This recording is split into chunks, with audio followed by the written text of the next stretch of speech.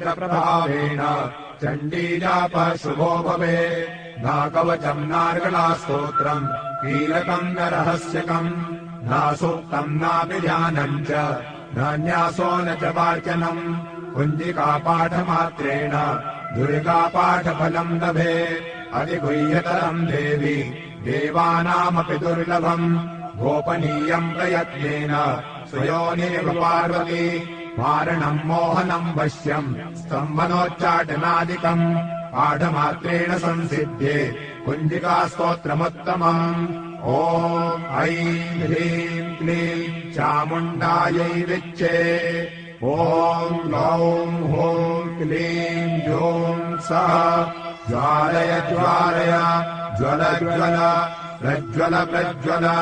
ऐं ह्रीं क्लीं चामुण्डायै विच्चे ज्वल हं सम्